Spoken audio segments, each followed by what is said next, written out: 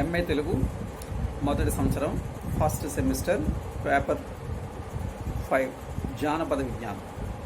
ఈ జానపద విజ్ఞానంలో 3వ యూనిట్లో పార్ట్ బిలో ఉన్నటువంటి విషయాల మీద ఈరోజు మాట్లాడదాం. పార్ట్ బిలో జానపద గేయాల్లో ఉండే రకాలు. సాధారణంగా జానపద గేయాల మీద పరిశోధన చేసినటువంటి విశిష్టమైనటువంటి ఆచార్యులు బిరుదురాజు రామరాజు గారిని ఇప్పటికీ కూడా మనం గుర్తించుకుంటాం. ఎందుకంటే జానపద సాహిత్యంలో ఉస్మానియా విశ్వవిద్యాలయంలో ఉత్తమమైనటువంటి పరిశోధకునిగా, పర్యవేక్షకునిగా, జానపద విజ్ఞానవేత్తగా అందరికీ తెలిసినటువంటి అత్యంత ఉత్తమమైనటువంటి ఆచార్యులు బిరుదురాజు రామరాజు గారు. వీరు మొట్టమొదటిగా జానపద గేయాల మీద పరిశోధన చేశారు. జానపద గేయాలను వర్గీకరిస్తూ ఆయన చేసిన విభజనే ఇక్కడ మనకి కనిపిస్తుంది. వాటిలో శ్రామిక గేయాలని, స్త్రీల గేయాలని, పిల్లల గేయాలని, కౌటుంబిక గేయాలని, శృంగార గేయాలని, హాస్య గేయాలని, కరుణరస గేయాలని, పారమార్థిక గేయాలని 10 రకాలుగా విభజించడం జరిగింది. ఇప్పుడు కూడా మనం జానపద గేయాల్లో సాధారణంగా చూస్తే అందరినీ ఆకర్షించుకునేటువంటి లక్షణం అందులో కనిపిస్తుంది. జానపద గేయాలు జనజీవన సంస్కృతికి ప్రతిబింబాలుగా నేటికి కూడా మనకు కనిపిస్తాయి. ఎందుకంటే ఏ చోట విన్నా, ఏ నోట విన్నా, ప్రతి పల్లెల్లో కూడా జానపద గేయాలు విననటువంటి నోరు, విననటువంటి చెవి, విననటువంటి మనుషులు కూడా ఉండటం అరుదుగా కనిపించేటువంటి అంశం. అంటే ప్రతి పల్లె జానపదులకు పుట్టినిల్లుగా భావిస్తాం మనం. ఈనాడు సాంస్కృతికమైనటువంటి మూలాలను ఎత్తుకోవాల్సిన అవసరం ఏర్పడింది. ఎందుకంటే మన ప్రాచీన జనజీవన సంస్కృతికి ఆధారమైనటువంటి ఈ జానపద గేయ సంపద ఈ రోజుల్లో మనకు కనిపించకుండా పోతుంది. ప్రపంచీకరణ నేపథ్యం వచ్చిన తర్వాత, ప్రపంచీకరణ అభివృద్ధి జరిగిన తర్వాత, ప్రపంచీకరణ ప్రభావంతో మన ప్రాచీనమైన సాంస్కృతిక మూలాలన్నీ కూడా పతనమయ్యే పరిస్థితి వచ్చింది. ఒకవైపు వైజ్ఞానిక రంగం విస్తృతంగా అభివృద్ధి చెందుతుందనుకున్నందుకు మనం గర్వపడాలో, ఈ ఆధునికమైనటువంటి పారిశ్రామికమైనటువంటి విప్లవములు ఇవన్నీ అంతరించిపోతున్నాయని బాధపడాలో తెలియని పరిస్థితి ఈ రోజుల్లో మనకు ఉంది. ఏది ఏమైనా సరే జానపదులు అంటే పల్లెవాళ్ళు, పల్లెటూరు వాళ్ళు, పల్లె ప్రజలు, నిరక్షరాస్యులు అనే ఒక భావన నుంచి ఇప్పుడు మనం 21వ శతాబ్దంకి వచ్చిన తర్వాత ఆ భావాన్ని విడిచిపెట్టేస్తాం. జానపద సాంస్కృతిక మూలాలు ఎక్కడ ఉన్నా, జానపద భావజాలం ఎక్కడ ఉన్నా, పల్లెల్లో ఉన్న, పట్టణాల్లో ఉన్న జానపదం విస్తృతమైన మార్గాలని అన్వేషిస్తూ వెళుతూ ఉంది. అటువంటి శ్రమజీవుల యొక్క గీతాలే శ్రామిక గీతాలు, శ్రామిక గేయాలు అయ్యాయి. వాళ్ళు శ్రమను మర్చిపోవడం కోసం శ్రమైక గీతాలను వాళ్ళు సృష్టించుకున్నారు. శారీరకమైన చెమటను, శారీరకమైన శ్రమను వాళ్ళు మర్చిపోవడం కోసం అలవోకగా, ఆశువుగా, దొంతరలుగా కొనసాగేటువంటి అద్భుతమైనటువంటి గేయ సంపదే జానపద గేయ సంపద అని చెప్పాలి. శ్రమజీవులు అయినటువంటి వాళ్ళు శారీరక కష్టాన్ని మర్చిపోవటం కోసం ఈ యొక్క గేయాన్ని ఆసరాగా చేసుకుంటారు. అందుకే మనం అంటున్నాం, పని లేకుండా పాట ఉండదు, పాట లేకుండా పని ఉండదు. పని పాట రెండూ కలిస్తేనే శ్రామిక గీతాలు అవుతాయి, శ్రమైక జీవన సౌందర్యం ఏర్పడుతుంది.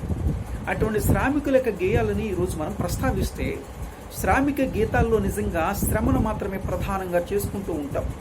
ఉదాహరణకి కోత పాటలు మనకు కనిపిస్తాయి. అంటే గోదావరి జిల్లాల్లో ఉండేటువంటి కోత పాటలు మనం గమనిస్తే, వాళ్ళ యొక్క శారీరకమైన శ్రమను మనం గుర్తిస్తే, వాళ్ళ యొక్క కష్టాన్ని మనం గుర్తించగలిగితే, కష్టానికి తగిన ప్రతిఫలం వాళ్ళకు దక్కుతుందా లేదా అనేది ఇస్తే ఇప్పటికీ కూడా ప్రశ్నార్థకంగానే మిగిలిపోతుంది. కోతను కోసేటప్పుడు, కుప్పను నూర్చేటప్పుడు, పనలను కట్టేటప్పుడు, మోపులు మోసేటప్పుడు, కుప్ప మీదకు తీసుకెళ్లేటప్పుడు, ఇదంతా ఒక ఆర్డర్లో జరిగేటువంటి ఒక శ్రమ సౌందర్యం. ఇదంతా కలిసి ఇక్కడ వాళ్ళు చేస్తున్నటువంటి శ్రమను మర్చిపోవడం కోసం వాళ్ళు ఒక అద్భుతమైనటువంటి గేయాలను సృష్టించుకున్నారు. శిష్ట సాహిత్యానికి వస్తే గేయానికి కర్త కనిపిస్తాడు. గేయం ఎప్పుడు సృష్టించబడిందో మనం చెప్పగలం. దానికి కాస్త ఆధారాలు కూడా కనిపిస్తాయి. కానీ శ్రమజీవులు నిరక్షరాస్యులు కాబట్టి వాళ్లకు ఏ విధమైనటువంటి లిఖిత రూపమైన సంప్రదాయబద్ధమైన సాహిత్యాన్ని భద్రపరచుకోవాలనేటువంటి అవకాశం వారికి లేదు. కాబట్టి వాళ్ళు పాడుకున్నటువంటి పాటలు ఇప్పటికీ కూడా తరతరాలుగా ఒకరి నోట నుండి ఒకరికి, ఒక తరం నుంచి ఒక తరానికి, ఒక ప్రాంతం నుంచి ఒక ప్రాంతానికి వంశపారంపర్యంగా వస్తున్నటువంటి ఒక మౌఖిక సాంప్రదాయబద్ధమైన గేయ ప్రక్రియ జానపద గేయం అంటున్నాం. వీళ్ళు పని కోసం శ్రమజీవులు ఒక ప్రాంతం నుంచి ఒక ప్రాంతానికి వలస వెళ్ళే పరిస్థితి కూడా కనిపిస్తుంది. ఇంతకుముందు ఈ పదాన్ని అద్దరికి వెళ్ళారు అని చెప్పుకునేవాళ్ళు. జానపదుల యొక్క జీవన సౌందర్యాన్ని పరిశీలిస్తే జీవిత విశేషాలు అనేకం వస్తాయి. ఈ గేయాల ద్వారా అన్నీ కూడా మనకు కనిపిస్తాయి. శ్రమజీవులు కోతలు కోసేటప్పుడు పాటలు పాడుతుంటారు, కుప్ప నూర్చేటప్పుడు పాటలు పాడుతూ ఉంటుంటారు, వరి నాటేటప్పుడు పాటలు పాడుతుంటారు, కలుపు తీసేటప్పుడు పాటలు పాడుతూ ఉంటుంటారు, ఊడ్పు ఊడ్చేటప్పుడు పాటలు పాడుతుంటారు. శ్రమజీవులు తన దైనందిన జీవితంలో ఉండేటువంటి అనేకమైన ఘట్టాలను వస్తువుగా చేసుకుంటారు. వీళ్ళు తన జీవితంలో అనుభవించిన అనేక అనుభవాలని కథావస్తువుగా చేసుకుంటారు. తమ సామాజికమైనటువంటి కోణంలోని అన్ని ఆవిష్కరిస్తూ ఉంటారు. భక్తిపరమైన గేయాలను పాడుతుంటారు, వినోద ప్రధానమైన గేయాలను పాడుతుంటారు. అటు భక్తి ఇటు వినోదం అన్నీ కలిసిన ఉభయ ప్రధానమైన గేయాలు కూడా పాడుతూ ఉంటారు. వీళ్ళ పాడేటువంటి పాటల్లో అద్భుతమైన రాగం, అద్భుతమైన శైలి, అద్భుతమైన శబ్ద సౌందర్యం కూడా మనకు కనిపిస్తుంది. ఈ శ్రమజీవుల యొక్క నోళ్ళు నిజంగా ఒక అద్భుతమైన కవితా సృష్టికి ఆనవాళ్లుగా మనం గుర్తించవచ్చు. శ్రమజీవులు అని మనం అనుకుంటున్నాం, కానీ ప్రపంచానికి ముద్ద పెడుతున్నటువంటి శ్రమజీవుల నోళ్ల నుంచి వచ్చే జాలువారినటువంటి ఈ జానపద గేయాల నుంచే మౌఖిక సాహిత్యం అంటున్నాగా, దాని నుంచే శిష్ట సాహిత్యానికి అది నాంది అయ్యింది. అందుకే ఈ యొక్క శ్రమజీవులు ఈ పనులు చేసేటప్పుడు పాడుకునే పాటలన్నీ కూడా శ్రామిక గేయాలు. ఈ జానపద గేయాల్లో ఒక విశిష్టత కనిపిస్తుంది. అలవోకగా ఆశువుగా పాడేటువంటి ప్రత్యేకమైనటువంటి లక్షణం కనిపిస్తుంది. ఈ అలవోకగా ఆశువుగా పాడేటప్పుడు వీళ్ళు చేసేటువంటి శబ్ద విన్యాసం అద్భుతంగా కనిపిస్తుంది. కానీ ముందుగా ప్రిపేర్ అయ్యి వాళ్ళు పాట పాడుకోరు. అక్కడ సందర్భాన్ని బట్టి, సన్నివేశాన్ని బట్టి, వాతావరణాన్ని బట్టి చరణాలు ఆటోమేటిక్గా వాళ్ళకి అలవకగా వస్తూనే ఉంటాయి. లాగుమో లాగుమో ఇలా లాగుమో, అలాగెళ్ళి పిల్లని ఇలా లాగుమో, లాగుమో లాగుమో ఇలా లాగుమో అనేటువంటి ఒక గేయాన్ని మనం పరిశీలిస్తే, శ్రామిక గేయాన్ని, శ్రమజీవుల యొక్క చైతన్యం ఎట్లా ఉందో మనం గమనించవచ్చు. ఆ కోత కోసేటప్పుడు చల్లని గాలి వీస్తూ ఉన్నప్పుడు, సూర్యుడి కిందకు దిగుతూ ఉన్నప్పుడు హడావుడిగా అనుకున్నటువంటి పని పూర్తి కావాలి. హడావుడిగా అనుకున్న పని పూర్తి కావాలి అంటే ఉత్సాహం కావాలి. ఉత్సాహం కావాలంటే అలవకగా పాడి ఒక గేయం రావాలి. అక్కడ గేయం ఉత్సాహాన్ని ఇస్తుంది, ధైర్యాన్ని ఇస్తుంది, ఒక ప్రత్యేకమైనటువంటి మానసికమైన చైతన్యం కలిగిస్తుంది. ఇవన్నిటికీ ఈ గేయాల ఉదాహరణగా మనం తీసుకోవడానికి అవకాశం ఉంది. ఇక్కడ నిజంగా మనం చూస్తూ ఉంటుంటే అలాగెళ్ళి పిల్లని ఇలా లాగుము అంటే మిగిలిన వాళ్ళు లాగుమో లాగుమో ఇలా లాగుమో అంటుంటే ఆ శ్రమజీవుల యొక్క శ్రామికమైనటువంటి ఆ పని ఏమిటో మనకు తెలుస్తుంది. వాళ్ళు ఎంత బరువు లాగుతున్నారు, ఎంత బరువును మోస్తున్నారు, ఎంత బలమైనటువంటి పని చేస్తున్నారో కూడా తెలుస్తుంది. అలాగెళ్ళి పిల్లని ఇలా లాగుము అక్కడ వరకు బాగానే ఉంది. ఇక చరణాల దగ్గరికి వచ్చేటప్పటికి వాళ్ళు తల ఇలా పైకెత్తి చూసేటప్పటికి రోడ్డు మీద వెళ్తున్న ప్రతి వాళ్ళు కథావస్తువు అవుతారు. ఎర్రకోక పిల్లని ఇలా లాగుము, నల్లకోక పిల్లని ఇలా లాగుము, తెల్లకోక పిల్లని ఇలా లాగుము అనేటప్పటికీ రోడ్డు మీద ఉన్న వ్యక్తులు కానీ, వాళ్ళు చూస్తున్న వ్యక్తులు కానీ, తన పక్కనే ఉన్నటువంటి వ్యక్తులు కూడా, శ్రామికులను కూడా కథావస్తువుగా చేసుకుంటారు. వాళ్ళు వీళ్ళ కల్పనకి, అద్భుతమైన కల్పనా శక్తికి మనం మెచ్చుకోవాలి. ఇట్లా వాళ్ళు పాటల్లో అద్భుతమైనటువంటి శైలి కనిపిస్తుంది. ఇట్లాగే శ్రామిక గేయాలు చాలా వరకు మనం ఇట్లా అలవకగా పాడుకున్న పాటలే కనిపిస్తుంటాయి. మనం చూస్తే మళ్ళీ అత్తర్ సాహిబు పాట కూడా ఇది వినోదంగా సాగుతూ ఉంటుంది. శ్రామిక గేయాల్లో ప్రతి శ్రామికుడికి వచ్చిన పాట ఇది. అత్తర్ సాహిబు రారా అందాల మహారాజు రారా, అత్తర్ సాహిబు వస్తాడని ఉత్తరం వేశాను, అది చింతలంక లాకుల కాడ చిక్కడిపోయింది అంటారు. చింతలంక లాకుల కాడ అనేది ఆ ప్రాంతంలో కోనసీమలో ఉండేటువంటి ఐనివిల మండలంలో ఉండే ఒక ఊరు. అది ఆ ప్రాంతం వాళ్ళు పాడుకునేటప్పుడు చింతలంక లాకు దగ్గరున్న లాక్ అదే. అదే మళ్ళీ అంబాజీపేట మండలం దగ్గరకు వస్తే ముక్కామల లాకుడి కాడ చిక్కడిపోయింది అంటారు. అదే ముక్తేశ్వరం వెళితే మళ్ళీ తొత్తరమూడు లాకుల కాడ చిక్కడిపోయింది అంటారు. అంటే ఎక్కడికక్కడే ఏ ప్రాంతంలో వాళ్ళు ఉంటే ఆ ప్రాంతంలో ఆ పక్కన ఉన్నటువంటి లాకులు అక్కడ కథావస్తువు అవుతుంటాయి. ఇట్లా శ్రామికులు పాడుకునే పాటలు ఎంత సౌందర్యాత్మకంగా కనిపిస్తాయి మనకి. శ్రమజీవన విధానం కూడా మనకు అందులో కనిపించే విషయం. అదేవిధంగా గిల్లాడపో, లాక్కాడ పిల్లాడు గిల్లాడపో, గిల్లి బెల్లం ఎట్టాడు గిల్లాడపో అనేటువంటిది. అంటే బెల్లం వండేటప్పుడు పాడేటువంటి పాట. ఆ బెల్లాన్ని తయారు చేసేటప్పుడు ఆ యొక్క శ్రామికులు పడుకున్నది. మిల్లికాడ కుర్రాడు గిల్లాడపో, గిల్లాడపో మిల్లికాడ కుర్రాడు, లాగాడపో మిల్లికాడ కుర్రాడు. మిల్లు అంటే చెరుకు ఆడేటువంటి మిల్లు. వాళ్ళు పాడుకునే దానికి అక్కడ ఉండేటువంటి పనికి ఎంత దగ్గర సంబంధం కనిపిస్తుందో ఆ కథావస్తువు ఎట్లా మారిందో చూడు. గుద్దాడపో మిల్లికాడ కుర్రాడు, గుద్ది బెల్లం ఎట్టాడు, గిల్లి బెల్లం ఎట్టాడు. ఇట్లా ఒక్కొక్కటి బెల్లం తీసేటప్పుడు మెత్తదనం, ఆ బెల్లం గడ్డ కట్టడం, ఇవన్నీ కూడా అట్లా ఉంటుంది. లాగి బెల్లం ఎట్టాడు, గిల్లి బెల్లం ఎట్టాడు, ఇవన్నీ అందులో ఉండే ప్రధానమైనటువంటి అంశాలు ఇవన్నీ కలిసి. ఎట్లాంటి శ్రామిక గేయాలు మనం చూస్తే అద్భుతమైన గేయ సంపద మనకుంది. అటు ఆంధ్ర కానీ, ఇటు తెలంగాణ కానీ, ఇటు రాయలసీమ కానీ, ఇటు కళింగాంధ్ర కానీ, ఈ అన్ని ప్రాంతాల్లో కూడా శ్రామికులు అద్భుతమైన పాటలు పాడుకుంటూ ఉంటుంటారు.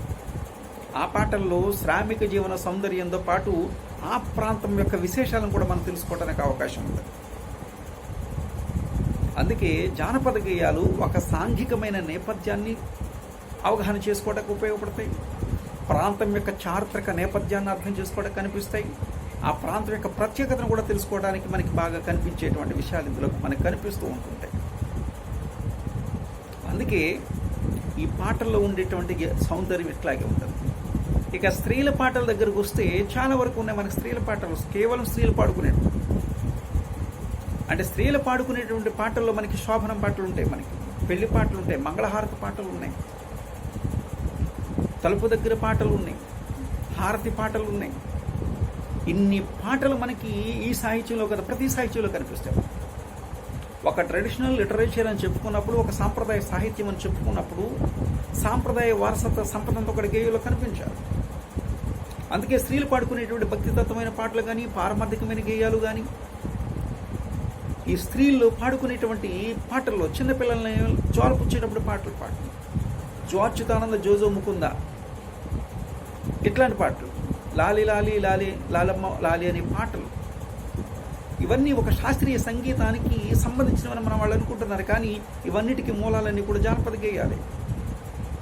వాళ్ళు పాడుకునేటువంటి శైలి, వాళ్ళు పాడుకునే శైలిలో ఉండే ఒక రాగం, మనం తర్వాత ఆ రాగం ఈ రాగం అని చెప్తున్నామే కానీ, ఆ తాళం ఈ తాళం అని చెప్తున్నాం. కానీ వాళ్ళు స్వతసిద్ధంగా గాయకులు, శ్రామికులే. ఈ స్త్రీల పాటలు కూడా అంతే. మంగళహారతి పాటలు అంటున్నాం మనం, తలుపు దగ్గర పాటలు అంటున్నాం మనం, శోభనం పాటలు అంటున్నాం మనం, పిల్లలని నిద్రపుచ్చడానికి పాడే లాలిపాటలు కానీ, జోలపాటలు కానీ, ఈ పాటల్ని స్త్రీలు అద్భుతంగా పాడుతుంటుంటారు. ఇక మనకి కౌటుంబిక గేయాలు అనే కుటుంబాలకు సంబంధించినటువంటి అత్తాకోడలకు మధ్య జరిగేటువంటి ఘర్షణలు, లేదా అత్తాకోడలు తిట్టుకునే సందర్భాలు, లేదా మామగారికి మరిదికి ఇచ్చే గౌరవాలు, బావగారికి ఇచ్చే గౌరవాలు, బావ పన్నీరు, బావన పడుగు తన్నీరు, హాస్య గేయాలు, అందులో ఒక పారమార్థికమైన విషయం, ఒక రిలేషన్ సంబంధించిన అంశాలు, ఇట్లాంటి పాటలు చాలా ఉన్నాయి. పిల్లలు కూడా పాడుకునే పాటలు చాలా వరకు హాస్యానికి సంబంధించిన పాటలు ఉంటాయి. మెడ్రాసు మేడ మీద చిలకాలింది, చిలకను చూసి బేపనుడు పిలకూడింది, ఇట్లాంటి చిన్నపిల్లలు పాడుకునేటువంటి పాటల్లో చాలా చమత్కారం కనిపిస్తుంది. సంక్రాంతి భోగి సమయంలో కూడా పిడకలకి వెళుతూ ఉంటుంటారు, పొలాలకు వెళుతుంటారు. అప్పుడు కూడా పిల్లలు పాడుకునే పాటలు అద్భుతంగా చాలా నవ్వొస్తుంటాయి. కొత్తగా వచ్చినట్టు అల్లుడిని, కొత్తగా వచ్చిన కోడల్ని, అత్తగారి అన్నీ కూడా మంచి బలి పాడుతుంటారు. అల్లుడు ఎందుకు వచ్చాడు, అరుసులు తింటాకు వచ్చాడు, కోడలు ఎందుకు వచ్చింది, కుడుములు తింటాకు వచ్చింది. ఇవి పాటలు చిన్నపిల్లలు పాడుతుంటే, సంచి పట్టుకుని పాడుతుంటే, ఇంటింటికి తిరుగుతుంటే భలే నవ్వుగా ఉంటుంది. అది ఒక రకమైనటువంటి వినోదం కలిగించేటువంటి పాటలు, పిల్లల పాటలన్నీ. ఆ పిల్లడు పాటలన్నీ కూడా ఒక సంప్రదాయాన్ని గుర్తు చేస్తూ ఉంటాయి. ఆ పిల్లల పాటల్లో మనకి చాలా వరకు కూడా చాలా విచిత్రమైన సన్నివేశాలు కనిపిస్తూ ఉంటుంటాయి. మనకి వేసిన వాళ్ళకి పుణ్యం, వేయిన వాళ్ళకి పాపం అంటుంటారు. మళ్ళీ ఇది ఒకటి అంటే ఎంతటి ఉంటాడే 2 పిడకలైనా సరే అక్కడ దానం చేస్తారు. అదే దసరా సందర్భాల్లో కూడా పిల్లలు అయ్యవారికి చాలు 6 వరహాలు, పిల్లలే పప్పు బెల్లాల కోసం పాడుకునే పాటలు భలే విచిత్రంగా ఉంటాయి. కొన్ని పాటలు మనం ఆరోగ్యప్రదమైనటువంటి సన్నివేశాలను ఇచ్చిన పాటలు కుదుర్చుకున్నాం. కాళగజ్జ కంకణమ్మ ఇట్లా కొన్ని పాటలు మనం చూస్తే పిల్లల పాటల్లో కూడా వైద్య విశేషాలు కనిపిస్తాయి. అదే వాన వాన వల్లప్ప, ఈ వానకు సంబంధించినటువంటి కప్పను ఊరేగిస్తూ పాడిన పాటలు కూడా ఉంటాయి. వానాలి కురవాలి వానదేవుడా, వర్షేలు పండాలి వానదేవుడా, కుక్కలకి నక్కలకి పెళ్ళిళ్ళని పాడేటువంటి పాటలు కొన్ని చాలా విచిత్రంగా కనిపిస్తుంటాయి మనకి. ఈ పిల్లల పాటలో కూడా ఒక అద్భుతమైన ఇతుర్తాలు మనకు కనిపిస్తూ ఉంటాయి. ఇక శృంగార గేయాలు ఉన్నాయి. శృంగార గేయాలు అంటే మనం అనుకుంటాం ఏదో జానపదులు అంటే అక్షరముఖ రాని వాళ్ళ పాటల్లో బూతులు ఉంటాయి అనుకుంటాం. కాదు, వాళ్ళ జీవితంలో, దైనందిన జీవితంలో వాడేటువంటి ముఖ్యమైన భాష. ఆ భాష మనం శృంగారం అనుకుంటే పొరపాటు. వాళ్ళు పిల్లల పక్కనున్నా, కోడల పక్కనున్నా, పెద్ద కోడల పక్కనున్నా, పెద్ద కొడుకు పక్కనున్నా వాళ్ళు కొన్ని సందర్భాల్లో ఆ బూతులు అలవాటుగా వస్తుంటాయి వాళ్ళు. అది బూతుగా ఎవరు కూడా గ్రామీణ ప్రాంతాల్లో పరిగణించే పరిస్థితి ఉండదు. కొన్ని సందర్భాల్లో ఈ బూతులే ఒక వైద్యంగా పనిచేస్తాయి, ఒక భయాన్ని కలిగిస్తాయి, ఒక కఠినతరమైన మనసును మార్చుకోవడానికి ప్రయత్నం చేస్తుంటాయి.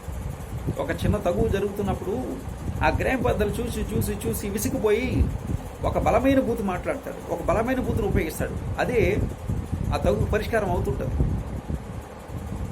ఆ బండబూతే అక్కడ పరిష్కారం తీసుకొస్తుంది, ఒక భయాన్ని కలిగిస్తుంది, తప్పు అనే జ్ఞానాన్ని కలిగిస్తుంది. ఇట్లాంటివి జానపదులు దైనందిన జీవితంలో అనేకమైన వ్యవహారిక భాషలు మాట్లాడుతుంటారు, వ్యవహారిక భాష పదాలు ఉపయోగిస్తుంటారు. అది ఇప్పుడు మనం శృంగారం, పచ్చి శృంగారం అంటున్నాం. అదే మనకి భావగత అమల శృంగారం కూడా మనకు వచ్చింది. అసలు శృంగారం లేకుండా అసలు సాహిత్యాలు లేవు. ప్రాచీన సాహిత్యం అంతా కూడా శృంగారం మీద బ్రతికింది. ప్రబంధ సాహిత్యం కూడా శృంగారం మీద బ్రతికింది. ఇక తర్వాత క్షీణ ప్రబంధంలో శృంగారం ఒప్పందిలు ప్రవహించింది. అందుకోసమే శృంగార గేయాలు ఉత్సాహాన్ని ఇస్తాయి. ఇవన్నీ కూడా చాలా మంచి పద సౌందర్యాన్ని కలిగి ఉంటాయి. గారిడి నృత్యాలు ఉన్నాయి. ఈ గారిడి నృత్యాల శృంగారం చాలా ఎక్కువగా ఉంటుంది. కోయి మేళాలు ఉన్నాయి. కోయి మేళాలు అసలు కోయి వాళ్ళంటే ఎవరో తెలియని పరిస్థితుల్లో ఆటవికలు ఎలా ఉంటారో చూపించేది. అందులో జోడాలుగా ఉంటారు. జోడ అంటే ఇద్దరిద్దరు కలిసి ఉంటారు. 20 మంది ఉంటే కానీ ఒక జట్టు అవుతుంది. అందులో జట్టు పెట్టో పుంజని జట్టుగా విడిపోతుంటారు. ఇద్దరిద్దరు కలిసి చేయి పట్టుకుని నృత్యం చేస్తారు. వీళ్ళ వేషధారణ అంతా కూడా కోయి వేషధారణలోనే ఉంటుంది. దాన్ని కోయి మేళాలు అంటున్నాం, కోయి నృత్యాలు అంటున్నాం, కోయి డాన్స్ అని కూడా అంటున్నాం. అక్కడ శృంగారం చాలా ఎక్కువగా ప్రవహిస్తూ ఉంటుంది. ఇంజిన్ మీద చేయేసి లంజుల మీద కొన్నేసి జాయగా తోలరా లంజుల మారి గుళ్ళుగా అంటారు. ఇది మనకి భూతపదంగా కనిపించు, కానీ ఎంత ప్రాస, ఎంత లయ, ఎంత తూగు. ఇంజిన్ మీద చేయేసి లంజుల మీద కొన్నేసి జాయగా తోలరా లంజుల మారి గుళ్ళుగా. ఒక బూతు, ఒక తిట్టు, అందులో ఒక సందేశం ఉంది. వారచూపులు చూస్తూ ట్రాక్టర్ నడుపుతున్నటువంటి వాడిని ఒక చురక చూపు తర్వాత చూపు, కానీ ముందు బండి నడపరా, సరిగా బతుకు బాగుంటే బలుసకైనా తినొచ్చు అని ఒక సందేశం. ఏం కూర లేదని గోంగూరకు అనే పాటలో కూడా ఇట్లాంటి శృంగారం కనిపిస్తుంది. మాయ చేసి పంపాడు, మాయ చేసి పంపింది గోంగూరకు, మాయదారి మాయత్త గోంగూరకు అనే పాటలో కూడా గోంగూరకు అని వెళ్ళాను, మోసపోయాను, గురుగడు ఇలా చేశాడు అలా చేశాడు, బూతులు ఉంటాయి. ఇవన్నీ ఇలా బూతులు ఉన్నాయని ఇది భూత సాహిత్యం మాత్రం కాదు. వాళ్ళ దైనందిన జీవితంలో వ్యవహారిక భాష, వ్యవహార సిద్ధంగా మాట్లాడుకునే సహజమైన భాష. ఇట్లాంటివన్నీ అందులో మనకు కనిపిస్తూ ఉంటుంటాయి. ఇక తర్వాత హాస్య గేయాలు మనకు తెలుసు. హాస్య గేయాలు చాలా హ్యూమరస్గా అలవోకగా పాడుకునేటువంటి హాస్య గేయాలు చాలా ఉంటాయి. భావమంత్రాల మధ్య హాస్యం, వదిన మరదల మధ్య హాస్యం, మరి అద్భుతమైనటువంటి ఇవన్నీ జానపద గేయాల్లో మనకి కనిపించే ప్రత్యేకమైన లక్షణాలు ఇవన్నీ. ఇక తర్వాత మనకి కరుణరస గేయాలు ఉన్నాయి. మనకి మనకి ఇప్పుడు మనకి కంకటి పాపరాజు ఉత్తరాం చరిత్రను చూస్తే మనకి మొట్టమొదటి కొరణ ప్రధానమైంది అంటుంటాం. సీత వనవాసం దగ్గరకు వస్తే, సీత ప్రసవేదన విషయం వస్తే, సీత ఆవేదన, లక్ష్మణుడు వదిలేసి వెళ్ళిన సంఘటన, ఇవన్నీ కూడా జానపద గేయాలు అద్భుతంగా ఉన్నాయి.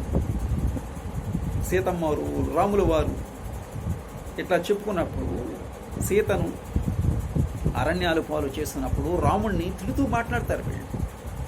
అది మనకి వాల్మీకి రామాయణంలో కనిపించకపోవచ్చు, మొల రామాయణంలో కనిపిస్తాయి, భాస్కర్ రామాయణంలో కనిపిస్తాయి. ఈ రెండు రామాయణాల్లో సామాజికుల యొక్క ఆవేదన కనిపిస్తుంది, సామాజికుల ఆలోచన కనిపిస్తుంది. ప్రకృతి సిద్ధమైన సాహిత్యం ఇందులో కనిపిస్తుంది, సహజ సిద్ధమైన సాహిత్యం కనిపిస్తుంది, సహసిద్ధమైన భాష కనిపిస్తుంది, సహజ సిద్ధమైన ఆలోచన దృక్పథం కనిపిస్తుంది. సీత పాపం నిండు గర్భిణిగా ఉన్నప్పుడు జానపదులు ఏ విధమైనటువంటి కష్టాలు పడ్డారో, వేవిళ్ళ సమయంలో ఏ విధమైన కోరికలు వస్తాయో, ఇవన్నీ సీత ఆవేదన్ని, సీత యొక్క బాధను వర్ణిస్తారు. కుతుకుమంటుంది సీతమ్మ తల్లి, పంచపక్ష పరమాణాలు తినే సీతమ్మ తల్లి, గెంజికే ముఖమాచింది సీతమ్మ తల్లి అని పాటలు పాడుకుంటారు. అంటే వీళ్ళ తాగేది గంజి, కాస్త గంజి కాస్త ఉప్పుకళ్ళు అంతే.